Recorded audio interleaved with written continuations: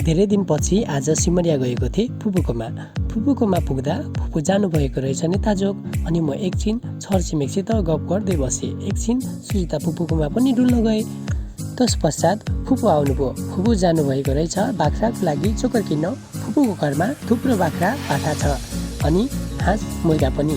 फुपू आउनुभयो। फुपूसँग एकछिन तिता मिठा कुराहरू गऱ्यौँ। म र जीवन भाइ एकछिन घुम्न भनेर खोलातिर लाग्यौँ। खोलातिर गाडीहरू पनि जाँदै गरेको रहेछ।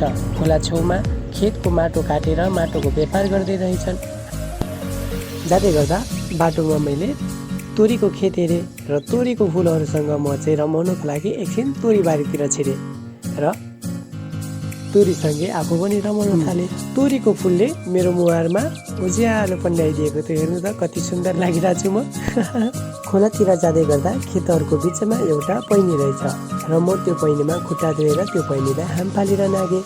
हेर्न सक्नुहुन्छ तपाईँहरू मैले हाम फालेको जाउँ र हामी यसरी नै बाटो हुँदै खोलातिर लाग्यौँ। वरिपरिको दृश्य निकै नै हरियाली र रोमाञ्चक रहेको थियो। हामी दुवैजना गफ गर्दै गर्दै वरिपरिको दृश्यहरू अवलोकन गर्दै अगाडितिर बढिरह्यौँ। देखो ना देखो ना गाइस, देखो ना गाइस, देखो ना क्या है ये गाइस, देखो ना गाइस, देखो ना गाइस, देखो ना गाइस, बहुत गया गाइस, क्या बोलेगा। बिस्दै जाँदा हामीले खेतको डिलमा बैरको रुखहरू पनि हेरौँ र बैरको रुखमा पनि मिठो फल लागेको थियो रहेछ। हामीले त्यो बैरहरू टिपेर खायौँ। बैर काँचो अमिलो तर खानामा चाहिँ मिठो थियो र हामीले बैर खाँदै खोलातिर अगाडि बढिरह्यौँ।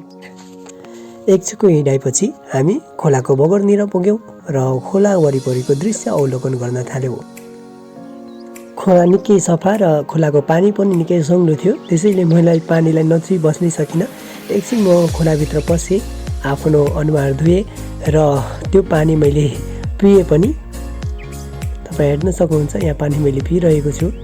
पानी निकै नै स्वादिष्ट थियो खोलाको।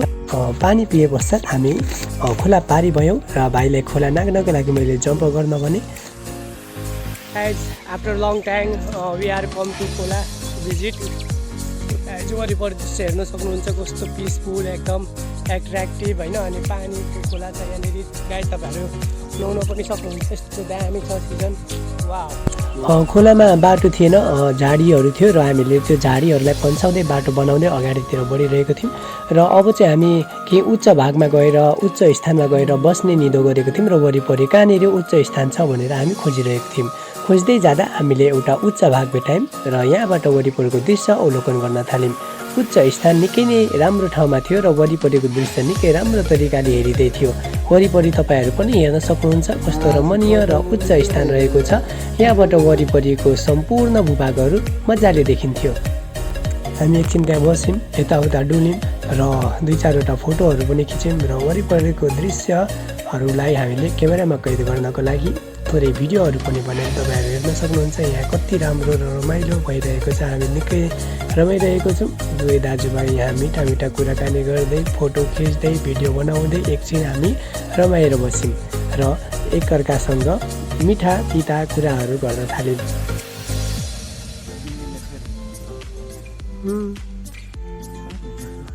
आराम यो शान्त सुनसान ठाउँको हामीले एकछिन मजा लियौँ। एकछिन हामीले शान्त भएर बस्यौँ, केही नबोली चुप्प लागेर बस्यौँ। कति शान्त थियो। चराचुरुङ्गीको आवाज कुरु कुरु कुरु कुरु आइरहेको थियो।